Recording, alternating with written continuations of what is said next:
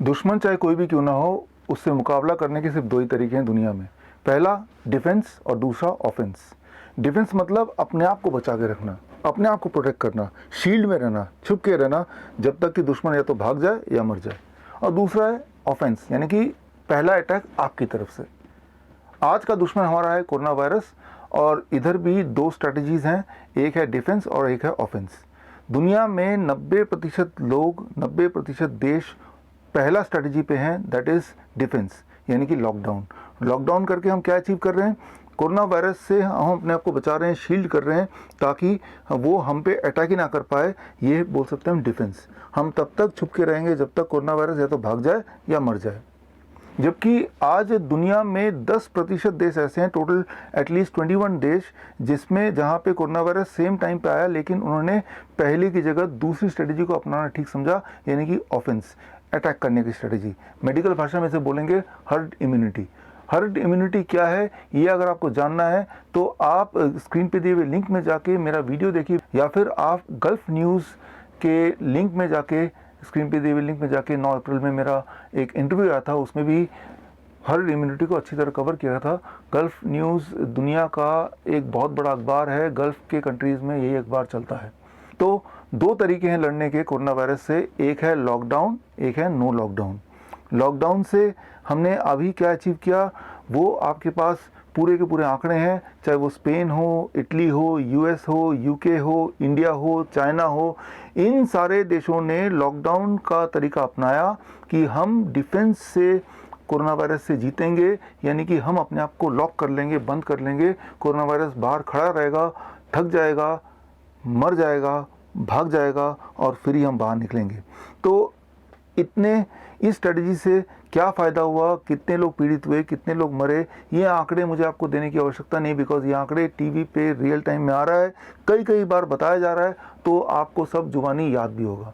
लेकिन दुनिया में करीब 21 देश हैं जहां पे कोरोना वायरस आने के बावजूद भी कोई लॉकडाउन नहीं हुआ। उन देशों के आंकड़े क्या है, इनमें से कोई भी फिगर शायद आप तक पहुंचाई नहीं गई, तो हमें यहाँ बात करनी पड़ेगी। आप स्क्रीन पे देखिए, ये 21 देशों के नाम हैं, और आप देख के चौंक जाएंगे कि यहाँ पे अधिकतर देशों में लॉकडाउन ना होने के बाद, यानी कि ऑफेंस का सिस्टम, हर्ड इम्यूनिटी का स्ट्रेटजी अपनाने के बाद, अधिकतर देशों में कोरोना वायरस से जो डेथ है वो डबल डिजिट तक भी नहीं पहुंचा, बल्कि कुछ देशों में तो कोरोना वायरस से डेथ का खाता खुला भी नहीं। अगर इस पूरे लिस्ट को आप ध्यान से देखें, जहाँ जहाँ लॉकडाउन नहीं हुआ है, तो आप पाएंगे सिर्फ दो ही देश, एक जापान और एक स्वीडन, जहाँ पे 3 डिजिट तक भी कोरोना डेथ पहुँच चुका है। तो ये दो देश जहाँ पे लॉकडाउन नहीं हुआ है, ये दो देश जिन्होंने हर्ड इम्यूनिटी वाली स्ट्रेटजी अपनाई है, तो यहाँ पे इतनी मौतें क्यों हुई, ये जानने के लिए मैंने थोड़ा इन्वेस्टिगेट किया। और इस इन्वेस्टिगेशन को समझने के लिए आपको एक बात समझना होगा कि कोरोना वायरस बॉडी में आएगा तो एक बीमारी हो जाती है जिसका नाम दिया गया कोविड-19। कोविड-19 कुछ भी नहीं है, वो सिंपल एक इन्फ्लुएंजा बोल सकते हैं। It is called influenza like illness की कैटेगरी में रखा गया है, जिस कैटेगरी में H1N1 भी है। हर साल, सालों साल, हर कंट्री में इन्फ्लुएंजा लाइक इलनेस से हज़ारों की तादाद में लोग मरते ही हैं। जापान में भी मरते हैं, भारत में भी मरते हैं, यूएस में भी मरते हैं।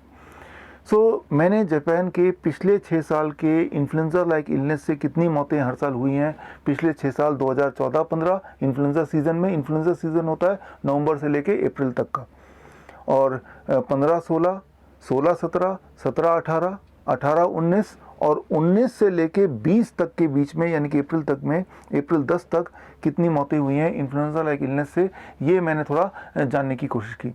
आपके स्क्रीन के सामने सारे आंकड़े हैं ग्राफ के फॉर्म में। इसमें जो डॉटेड आप देख रहे हैं वो है पिछले 5 साल के आंकड़े, और जो सॉलिड लाइन में देख रहे हैं वो है इस साल के आंकड़े। बिल्कुल क्लियर है कि इस साल इन्फ्लुएंजा लाइक इलनेस से लोगों की मौत पिछले 5 साल के कंपैरिजन में बहुत कम हुए हैं। यह है जापान की स्टोरी। अब बात करते हैं स्वीडन। स्वीडन का भी मैंने टोटल मोर्टेलिटी देखा फॉर लास्ट 3 ईयर्स। आपके स्क्रीन में दिया हुआ है लास्ट 3 ईयर्स के टोटल मोर्टेलिटी ऑफ स्वीडन। आप देखेंगे पिछले साल ओवरऑल मोर्टेलिटी, या उससे पिछले साल, या उससे पिछले साल ओवरऑल मोर्टेलिटी लगभग उतनी रही है या उससे ज़्यादा रही है in comparison to the overall mortality now. तो मैं ये बोलना चाह रहा हूँ कि चाहे स्वीडन और जापान के आंकड़े 3 डिजिट में गए हैं, लेकिन अगर हम प्रीवियस ईयर से कंपेयर करें तो वहाँ भी स्थिति पहले से बेटर है। बोलने का मतलब ये है कि जिन 10% देशों ने, यानी कि वो 21 देशों ने नो लॉकडाउन का स्ट्रेटजी अपनाया, यानी कि हर्ड इम्यूनिटी पे विश्वास किया, उन देशों में स्थिति काफ़ी ज़्यादा अच्छी है in comparison to the countries जहाँ पे लॉकडाउन का स्ट्रेटजी अपनाया गया कोरोना वायरस से लड़ने के लिए, जीतने के लिए या अपने आप को बचाने के लिए। अब यहाँ पे एक सवाल मैं आपसे पूछता हूँ कि ये जो 21 देश है, ये जो इनकी कोरोना वायरस पे जीत है, इनकी कहानी मीडिया में क्यों नहीं है? इसका जवाब ढूंढने की मैंने कोशिश की। मैं एक कहानी सुनाता हूँ आपको। इमेजिन कीजिए कि हर साल आम का सीज़न आता है और इस साल भी आम का सीज़न आया, और हर साल की तरह इस साल भी लोग आम के पेड़ में चढ़ते हैं और चढ़ के आम तोड़ के खाने की कोशिश करते हैं। लेकिन चढ़ते हुए कुछ लोग गिरते हैं और गिर के उनकी मौत हो जाती है पेड़ से गिर के, और तब एडमिनिस्ट्रेशन हरकत में आती है और वो ऐलान कर देती है कि इस बार न जाने किस तरह के आम आए हैं कि लोग आम खाने जाते हैं तो वो शायद मर भी जाते हैं या मर भी सकते हैं। यानी कि सबको चेतावनी दी गई कि सब अपने अपने घर में बंद हो जाओ, आम खाने कोई नहीं जाएगा, और जब तक आम का सीज़न ना चला जाए आप लोग घर में ही रहेंगे। आपको भूख लगी, आपको आम खाना है, लेकिन आप खाने जा नहीं सकते। एडमिनिस्ट्रेशन ने बोला चिंता मत कीजिए, हम आपके लिए आम इकट्ठा करेंगे। एडमिनिस्ट्रेशन ने आम लिया, आम लेके वो बॉटल में भरने लगे, और बॉटल में भर के अब बोल रहे हैं कि ये रहा आम, ये आप खाइए, जब खाना चाहें खाइए। हालांकि बोले तो ये आम है या आम का जूस है, लेकिन ध्यान से देखें तो इसमें बहुत सारे केमिकल्स हैं जो कि बहुत डेडली है। एक तरफ भगवान का दिया हुआ आम है और एक तरफ इंसान का दिया हुआ आम है। जाहिर सी बात है, इंसान का दिया हुआ आम भगवान के दिए हुए आम की बराबरी कभी नहीं कर सकता। वो कहने को आम बोल सकते हैं, 100% नेचुरल लिखा रह सकता है, लेकिन वो भगवान के दिए हुए आम से बराबर नहीं हो सकता। अब इसको आज के कॉन्टेक्स्ट में बात करते हैं, जिसे हम बोलते हैं वैक्सीनेशन। वो जो 21 देश है उनकी हर्ड इम्यूनिटी या कम्युनिटी इम्यूनिटी डेवलप हो गई है, यानी कि उन 21 देश को ना तो दवाइयों की ज़रूरत है कोरोना वायरस के अगेंस्ट, ना ही उनको किसी तरह की वैक्सीन की आवश्यकता है कोरोना वायरस के अगेंस्ट। अब वैक्सीन क्या होता है समझिए। मैं एक उदाहरण लेता हूँ। मान लीजिए कोरोना वायरस है, और ये वायरस जब आपके बॉडी में जाता है तो एक बात याद रखिए, सारे लोग बीमार नहीं पड़ते। आंकड़े कहते हैं 80% लोग बीमार ही नहीं पड़ेंगे कोरोना वायरस की वजह से, यानी कि उनको पता तक नहीं होगा कि उनके बॉडी में they are the carrier of corona virus, they will not know. सिर्फ 20% लोग बीमार पड़ते हैं, उनमें से भी 10% लोगों को टेम्परेचर होता है और 10% को सिर्फ खांसी होती है। जिनको खांसी होती है वो 3-4 दिन में या 5-7 दिन में वैसे ही ठीक हो जाते हैं, और जिनको बुखार भी होता है उनमें से अगर 1000 लोगों को बुखार हुआ तो उन 1000 में से सिर्फ एक की मौत होगी और बाकी 999 लोग ठीक हो जाएंगे। बोलने का मतलब है, जब कोरोना वायरस आपके बॉडी में जाएगा किसी भी तरीके से, नाक से, मुंह से या कोई भी और तरीके से, तब आप में से अधिकतर लोगों को, एज मेनी एज 80% लोगों को कुछ पता भी नहीं चलेगा, और थोड़े से लोगों को पता चलेगा भी तो वो कुछ दिनों में ठीक हो ही जाएंगे, ज़्यादातर लोग ठीक हो जाएंगे। लेकिन एक फ़ायदा ये हो जाता है कि अब आपका बॉडी को ये कोरोना वायरस का पता चल जाता है, तो बॉडी इसके अगेंस्ट इम्यूनिटी डेवलप करती है, एंटीबॉडी डेवलप करती है, ताकि भविष्य में जब कोरोना वायरस दोबारा आएगा तो आपकी बॉडी बेहतर स्थिति में होगी इस कोरोना वायरस से लड़ने के लिए। इसे आप बोल सकते हैं आपकी बॉडी की अपनी इम्यूनिटी, नेचुरल इम्यूनाइजेशन। यही चीज़ अचीव करना चाहता है pharma company through vaccine. Pharma company आपको ये समझाना चाहता है, देखो भाई घर में बंद हो जाओ, बाहर वायरस है वो आपको मार देगा, तो लेकिन हम आपका इंतज़ाम करेंगे। तो इस वायरस का एक टुकड़ा लेते हैं, एक प्रोटीन लेते हैं, लेके एक बोतल में बंद कर देते हैं, बोतल में बंद करके बोलते हैं कि इसके अंदर वो वायरस है, ये आपकी बॉडी में हम डालेंगे, और इसके बाद आपका बॉडी इस वायरस से लड़ना सीख जाएगा, एंटीबॉडी बनाएगा, ताकि आप इस वायरस से प्रोटेक्टेड रहे। लेकिन फार्मा कंपनी का ये जो वैक्सीन है वो 21 देश तो नहीं खरीदने वाले, क्योंकि उन 21 देशों की हर्ड इम्यूनिटी ऑलरेडी डेवलप हो चुकी है, और अगर इससे मौतें होती तो उन 21 देशों में हाहाकार मच चुका होता, हज़ारों लाखों की संख्या में लोग मर चुके होते, जो कि ऐसा हुआ नहीं, बल्कि ये हुआ उन्हीं देशों में जहाँ पे लॉकडाउन का स्थिति की स्ट्रैटेजी अपनाई गई। अब हम भारत की बात करते हैं।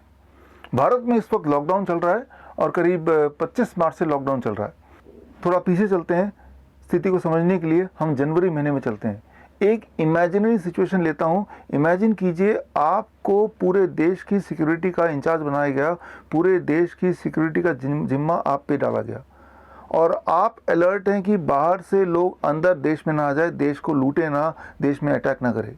और आपके जासूस पूरे दुनिया में फैले हुए हैं और आप पूरे देश के सिक्योरिटी इंचार्ज हैं और आपके जासूस आपको खबर देते हैं कि देश में अलग अलग जगह से, दुनिया के अलग भाग से स्मगलर एंटर करने वाले हैं और स्मगलर एंटर कर जाएंगे तो देश को खा जाएंगे।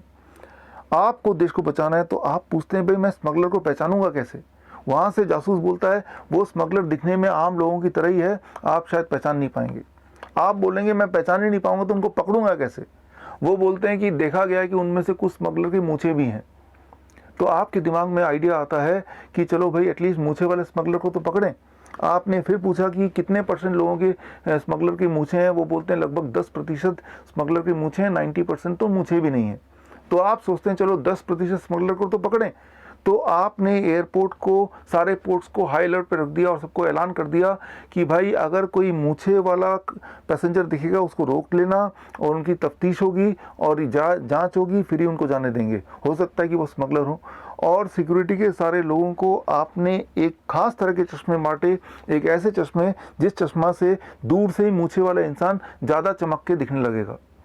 लेकिन अनफॉर्चुनेटली ये जो चश्मे थे ये बिल्कुल टूटे फूटे थे, ख़राब थे। मतलब ये कि चश्मे से वो मूछे वाले लोग भी नज़र नहीं आए। तो हुआ ये कि वो स्मगलर आए और आपके अलर्ट रहने के बावजूद भी सारे के सारे लोग एयरपोर्ट क्रॉस करके पूरे देश में फैल गए। यानी कि पूरे देश में वो जिस काम के लिए आए वो काम करना शुरू कर दिया, देश में लूटपाट मचाना शुरू कर दिया। अब इस उदाहरण को आप आज के कॉन्टेक्स्ट में रख के देखिए। यहाँ जो मैं स्मगलर की बात कर रहा हूँ, इमेजिन कीजिए वो कोरोना वायरस के वो कैरियर हैं, पेशेंट नहीं, कैरियर। राइट, मैंने आपको बताया था कि 80% लोग तो पेशेंट नहीं होते, they are just a carrier. उनको खुद भी नहीं पता होता कि उनके बॉडी में कोरोना वायरस है। और ये जो चश्मा है ये है थर्मल स्कैनर, यानी कि थर्मल 10% लोगों की ही टेम्परेचर बढ़ेगी। तो वो 10% लोगों को पकड़ने के लिए आपने ध्यान दिया होगा, जनवरी के लास्ट वीक से थर्मल स्कैनर लगा दिए गए सारे एयरपोर्ट में। और जब यात्री आते विदेश से स्पेशली, तो उनकी थर्मल स्कैनिंग की जाती, उनका टेम्परेचर नापा जाता, तभी उनको जाने दिया जाता। अब ये जो थर्मल स्कैनर है इसमें भी कुछ गड़बड़ है, और वो गड़बड़ क्या है इसको समझने के लिए thermal scanner expert Ashutosh Mittal, जिनकी अपनी कंपनी है गिब्सन जो थर्मल स्कैनर बनाती है, देखिए वो क्या कहते हैं एयरपोर्ट में उस वक्त जो थर्मल स्कैनर यूज़ किया गया था उसके बारे में। तो जी ये थर्मोमीटर आपके कंपनी का मेरे पास है, मेरे हाथ में है। लेकिन पिछले दिनों जनवरी फरवरी के महीने में इवन मैं भी एयरपोर्ट में जब मलेशिया से आया तो देखा कि सबका स्कैन हो रहा है, तो इस तरह का कोई थर्मोमीटर यूज़ किया जा रहा था। तो पहले तो ये कि ये क्या थर्मोमीटर है और ये जो आपकी कंपनी का थर्मोमीटर ये क्या है, ये तो मुझे समझ आ रहा है कि ये इंसान को नापने के लिए है और ये इंडस्ट्रियल है, तो शायद ये इंडस्ट्री के लिए है।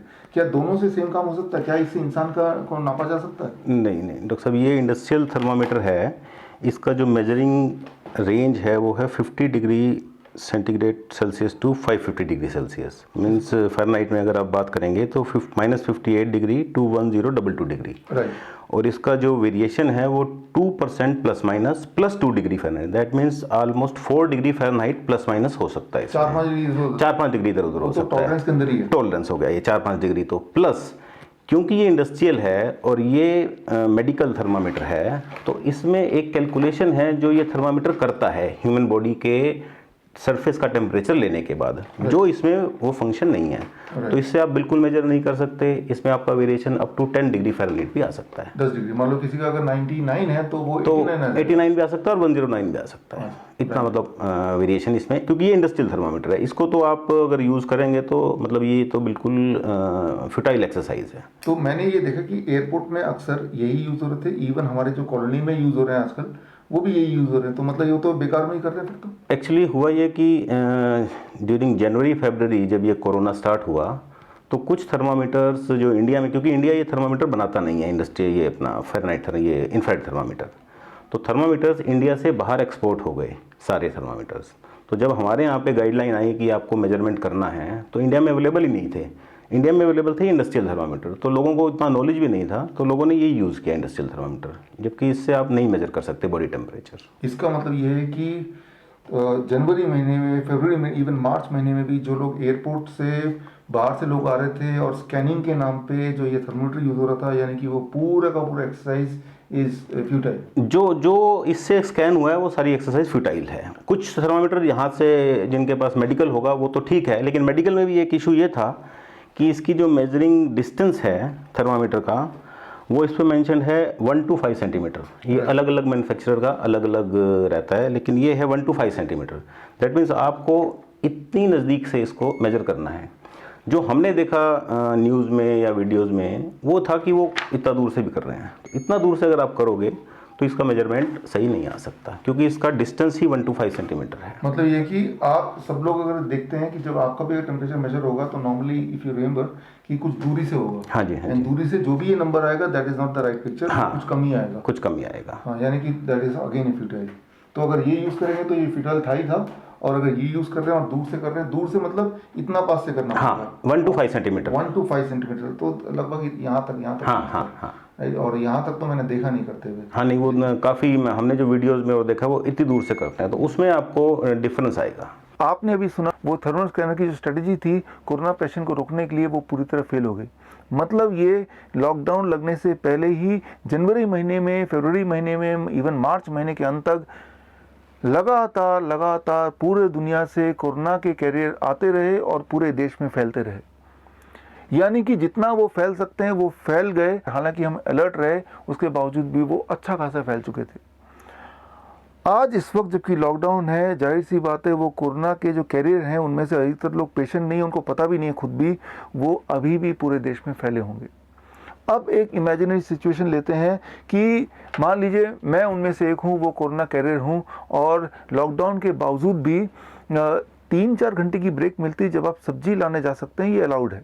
मान लो मैं सब्जी लाने जाता हूँ, मैं आम लाने जाता हूँ, मैं आम को पकड़ता हूँ, यार ये आम उतना ठीक नहीं लग रहा, इसको छोड़ देता हूँ, कुछ आम लेता हूँ और इनमें से ये छोड़ दिया।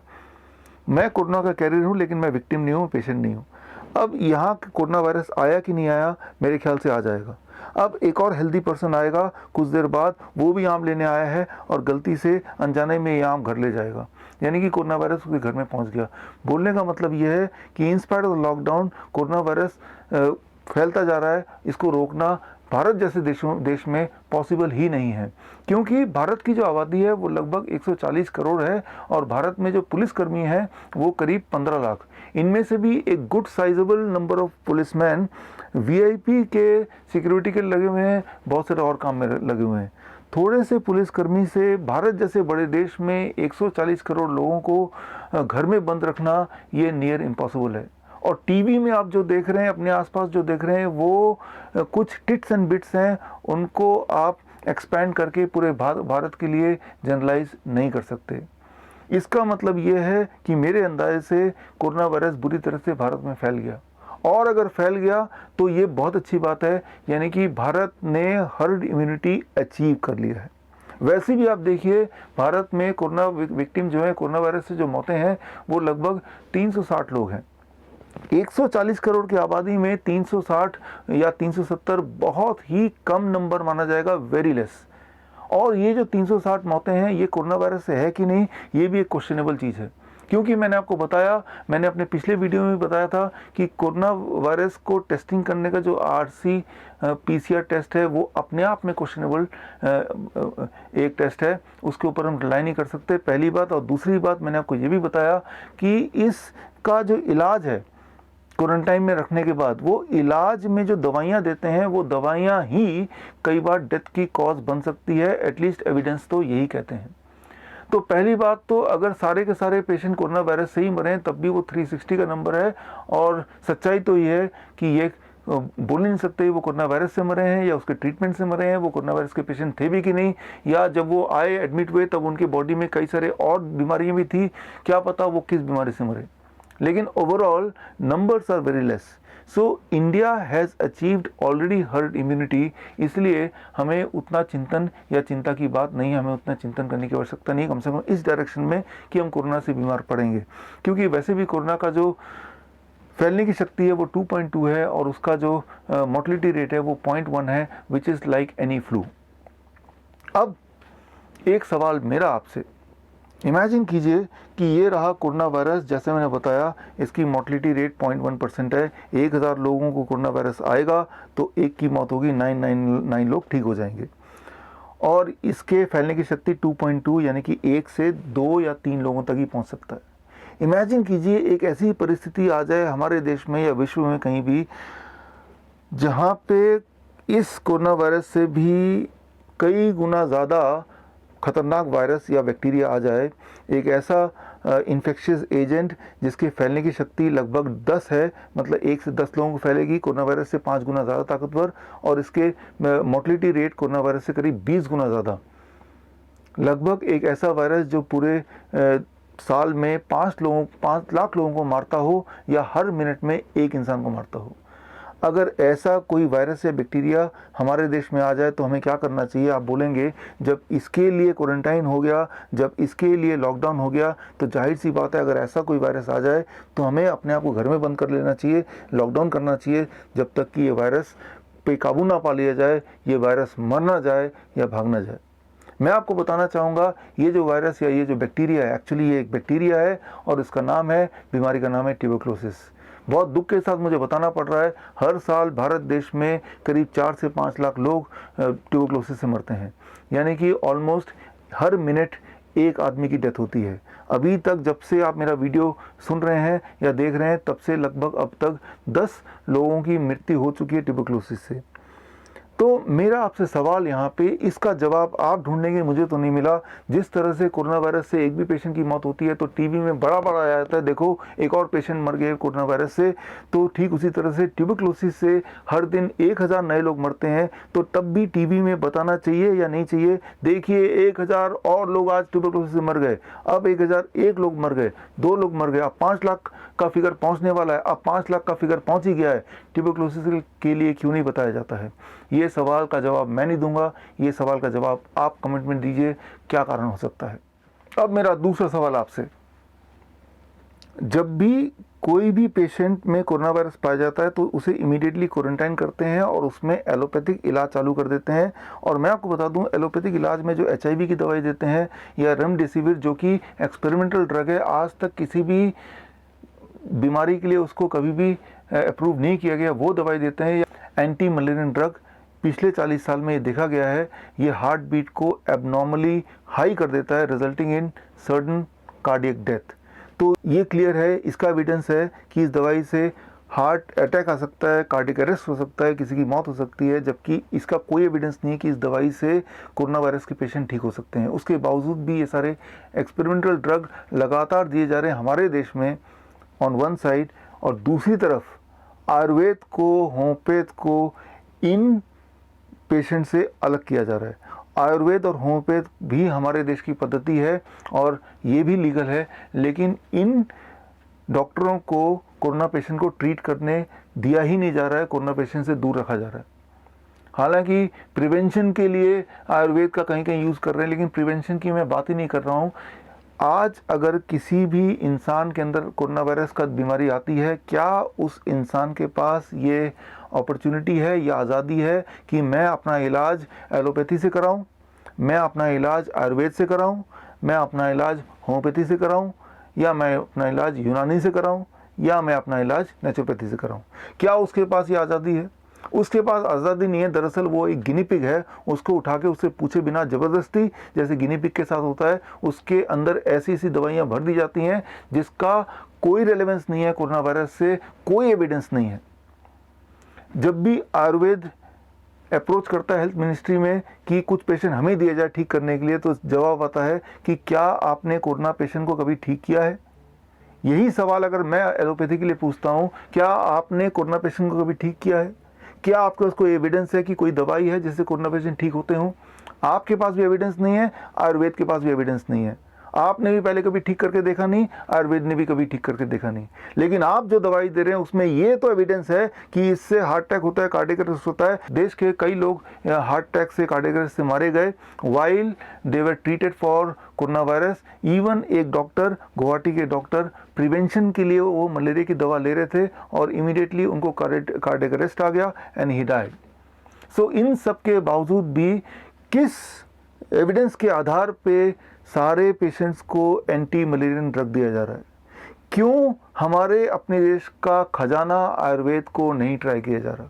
जबकि ईरान में तेहरान में एक हॉस्पिटल में 200 लोगों में आयुर्वेद के स्ट्रैटेजी पे इलाज किया गया, उसमें से 190 लोग उसी वक्त एक हफ्ते के अंदर ठीक हो गए, और जो बाकी 10 लोग हैं वो उनकी भी रिकवरी बड़ी तेज़ी से होती हुई दिखाई दी। तो एक तरफ तो दुनिया के किसी न किसी कोने में आयुर्वेद पे ट्रीटमेंट हो रही है, और दूसरी तरफ हमारे आयुर्वेदिक डॉक्टर को, हमारे होम्योपैथिक डॉक्टर को कोरोना के पेशेंट से दूर रखा जा रहा है।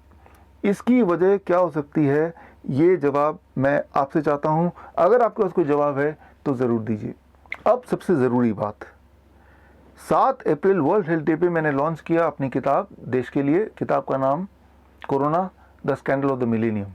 ये किताब जब मैंने लॉन्च किया तो उस वक्त ये किताब में टोटल पेजेस थे 1000, लेकिन अब 1000 से लेके वो बढ़ के बन गया 1200 पेजेस की किताब। तो जिन लोगों ने 7 अप्रैल, 8 अप्रैल, 9 अप्रैल को डाउनलोड किया, वो लोग एक बार और डाउनलोड कर लें, ताकि जो और एडिशनल एविडेंस है वो एविडेंस भी उनको मिल जाए। आप में से कई लोगों ने कमेंट में जाके कमेंट किया या मेल किया कि ये किताब 1000 पेज की है, और 1000 पेज की किताब हम व्हाट्सएप से अपने दोस्तों के लिए शेयर नहीं कर पा रहे हैं। तो अब स्क्रीन पे दिए हुए लिंक में जाके पूरी किताब डाउनलोड करना है तो उसकी भी बटन है, और अगर आपको सिर्फ उसका प्रीव्यू या उसकी समरी डाउनलोड करनी है जो कि थोड़े से पेजेस की है, जो व्हाट्सएप से भी आप डिस्ट्रीब्यूट कर सकते हैं, वो भी है। मैं आपको एक चैलेंज देता हूं कि आप इस किताब को ठीक से पढ़िए, और इस किताब में अगर एक भी फैक्ट आपको गलत दिखाई देता है और आप साबित कर पाते हैं कि कोई एक भी फैक्ट गलत है, तो हर गलत फैक्ट के लिए मैं आपको 1 लाख रुपए इनाम दूंगा। लेकिन याद रखिए, नियम वो तंबोला का होगा। जैसे तंबोला के एक नंबर पे या एक लाइन पे सिर्फ एक ही बार इनाम मिलता है, तो वैसे ही एक फैक्ट, एक गलती पकड़ने के मैं एक ही बार 1 लाख रुपए दूंगा। अगर वही गलती उसके बाद कोई और भी पकड़ेगा तो उसकी इनाम नहीं मिलेगी। और अगर आप में से कोई भी एक भी गलती ना निकाल पाए, इसका मतलब जो किताब में लिखा है वो बिल्कुल सही है। तो as a responsible citizen of the country, ये आपकी जिम्मेवारी है कि सच सामने आए, ताकि देश बदले, आने वाला समय बदले। तो आप अपने रिसोर्सेज यूज़ करके, आप जो भी कुछ हैं, जहाँ भी कुछ हैं, आपके पास थोड़े से रिसोर्स है जिसकी मदद से आप लोगों तक पहुंच सकते हैं।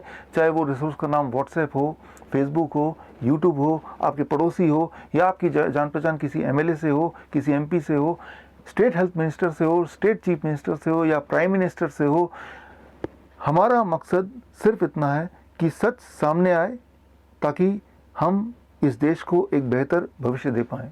यहाँ मैं ये क्लियर करना चाहूँगा अपने ऑडियंस को कि हमारा मकसद किसी नियम को तोड़ना नहीं है, लॉकडाउन तोड़ना नहीं है। हमारा मकसद लॉकडाउन को पालन करते हुए, गवर्नमेंट के सारे नियम को पालन करते हुए, इवन मैं खुद भी लॉकडाउन को पालन करता हूँ, गवर्नमेंट के बनाए हुए सारे नियम को पालन करता हूँ।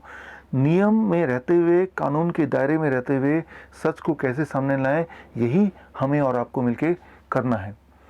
और सच को सामने लाने में और इस मुहिम को आगे बढ़ाने में आप में से जो लोग मेरे साथ जुड़ना चाहते हैं, तो स्क्रीन में दिए हुए ईमेल आईडी में जाके आप मुझे खत लिखें। मैं खुद पढ़ूंगा और पढ़ के आपको उत्तर देने की कोशिश करूंगा। अब एक आखिरी बात, बहुत इंपॉर्टेंट बात, आपने देखा होगा कुछ लोग मेरे क्वालिफिकेशन को लेके सवाल उठा रहे हैं, यूट्यूब में जाके कमेंट कर रहे हैं या उस पर वीडियो बना रहे हैं। मेरे जो भी क्वालिफिकेशन है वो सारे क्वालिफिकेशन अगले 3-4 सेकंड में स्क्रीन पे मैं फ्लैश कर रहा हूँ। ये सारे मेरे सर्टिफिकेट्स हैं। अगर आप में से कोई भी इनमें से किसी सर्टिफिकेट को गलत साबित कर दे तो मैं उसको भी 1 लाख रुपए इनाम दूंगा। और इनाम की बात तो छोड़िए, अगर ये सर्टिफिकेट गलत हैं तो आई एम श्योर कानून के प्रावधान के अनुसार उसके लिए भी कोई ना कोई सज़ा होती होगी। उस सज़ा के लिए मैं पूरी तरह तैयार हूँ।